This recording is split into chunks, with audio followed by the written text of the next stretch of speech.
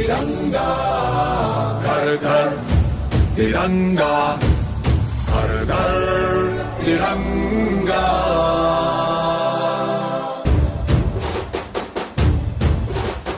घर घर तिरंगा, रथ घर तिरंगा, घरों घरी तिरंगा, प्रत्येक घरी तिरंगा।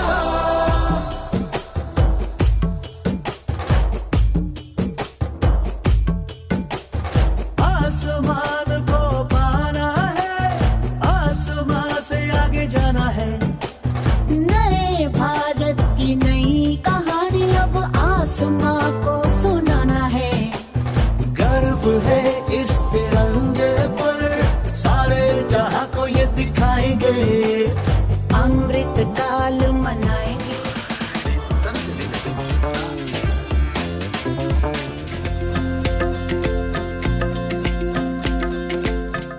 यह कविता अतिशय सुंदर लोगों को मार्गदर्शन करती है और सिर्फ मार्गदर्शन ही नहीं तो आने वाले विकास के दौर में क्या नहीं होना चाहिए इसके बारे में भी थोड़ा कॉशियस करती है। देश है मेरा, देश है मेरा, स्वतंत्र है देश मेरा, सर्वोपरि देश मेरा। देश मेरा बड़ा देश है, दुनिया में सबसे अधिक आबादी वाला और सबसे अधिक युवा। देश है मेरा, देश है मेरा। My nation, an independent nation. Most important, apex is the nation. A big nation, most populous, my nation. World's youngest nation, youngest population, the asset of the nation. Nation with many states. States offers regional identities, costume, culture, food, traditions, languages. Ganga is here, Yamuna is here. It is a must to remember the history so that we do not end up doing what was done to us, as also to create conditions for non-recurrence.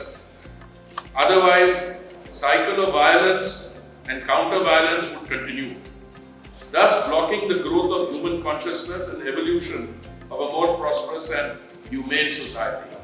एक पल के लिए भी तो तू नजर नीचे कर ओ हिमालय, पल भर को तो कर त्रिगोन्मेष। ये ज्वालाओं से दग्ध विकल है, तड़प रहा पद पर स्वदेश। ये सारे विभीषिकाएं हर जगह, तड़पते हुए लोग, तड़पती हुई आत्माएं, ये मेरे देश की तेरे चरण में पड़ी हुई है।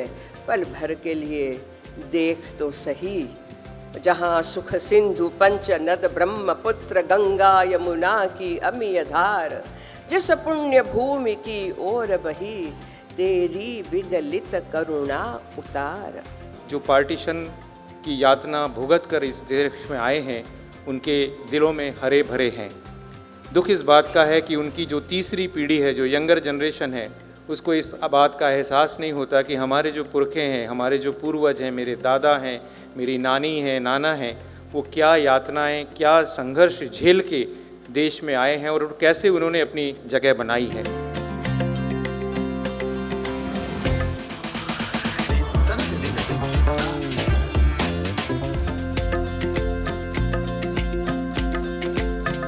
First generation would have suffered like hell. Second generation also would have suffered but would have made some inroads. And third generation, by my generation, we got little normalized. And the next generation probably knows nothing of the pain which our ancestors have gone through. So today is the right day to remember all the pains that our ancestors have gone through. इस पुस्तक ने ऐसे 10 आलेख जो शोधपरक आलेख हैं वो प्रस्तुत किए हैं। ये अकादमिक जगत के लिए एक बहुमूल्य धरोहर इसलिए है क्योंकि इसमें जो भी आलेख प्रस्तुत किए गए हैं वे तथ्यपरक आलेख हैं। हो सकता है भावना की दृष्टि से वे थोड़े कम हो, लेकिन तथ्यों की दृष्टि से वे परिपूर्ण हैं, जो अकादमिक जगत के लिए ज़्यादा महत्वपूर्ण है। किसी सिंधन के गर्भ से जन्म लेकर के तो देखो, करते हो याद जश्न आज़ादी को तुम साल दर साल, 47 की काली रात भी याद करके तो देखो, और चीख खून बलात्कार बिछो खुद ब खुद दिख जाएगा, किसी विस्थापित की आंख में झांक करके तो देखो। और कहते हो क्या हुआ जो सिंध छोड़ आए, कहते हो क्या हुआ जो सिंध छोड़ आए, अपने मोहल्ले को जरा छोड़ करके तो देखो, और बिछो के दर्द का एहसास अभी हो जाएगा, अपनी माँ से 2 पल जुदा हो करके तो देखो।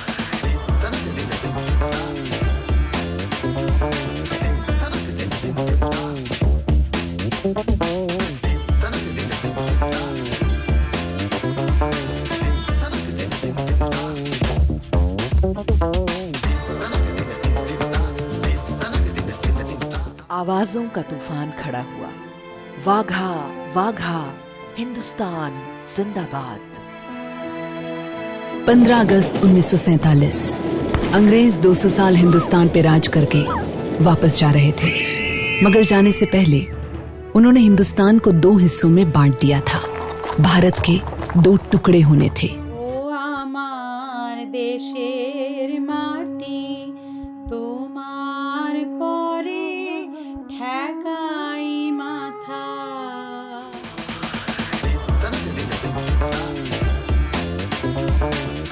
वास्तव में बहुत थोड़े ही दिनों में ये दुर्बलता चली गई। अब लगता है कि 20 साल अकेले रहने पर भी मन चंचल नहीं होगा। I choose for the monologue thing, and also like people are knowing when you will say Aurobindo Ghosh, so they will directly connect to Pondicherry. They are not aware about that he was also in prison and he got transformation while he was in prison. So these are the things which I was having in my mind during the filming.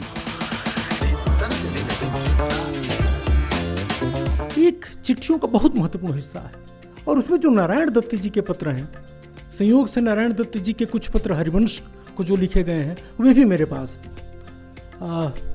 Harivansh ji को 3 दिन के लिए मैंने वर्धाम बुलाया था, और उस समय नारायण दत्त जी और के बहुत सारे पत्र, धर्मवीर भारती के पत्र, उसका जीरोक्स हरिवंश जी ने मुझे दिया था, उसका भी कभी हम लोग इस्तेमाल करेंगे। श्रीधर जी का व्यक्तित्व बहुआयामी है, अनेक काम इन्होंने किया। माधवराव सप्रे संग्रहालय की स्थापना, उसके साथ आप सोचे कि उसकी परिकल्पना, इतने सालों तक उसको कैसे संचालित करना है, निजी प्रयासों से, निजी इनिशिएटिव से लगातार उसे समृद्ध करना, ये वाकई असाधारण काम है। इसमें जो सामग्री है विजयदत्त श्रीधर जी का लिखा हुआ है, चिट्ठियां हैं जिसके बारे में बहुत विस्तार से हरिवंश जी ने बताया, और सचमुच माधव सप्रे संग्रहालय ऐसा एक संस्थान बना है जिसकी कल्पना हिंदी क्षेत्र में करना मुश्किल है। तो माता पिता ने ये सिखाया कि कभी भी कर्ता होने का भ्रम मत पालना।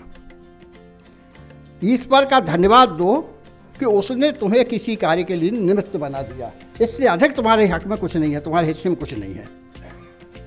और गुरुजन ये सिखाते थे कि यदि आप में ये क्षमता है कि आप एक बड़ी टीम बना सकते हैं तो आप किसी भी काम में सफलता प्राप्त कर सकते हैं।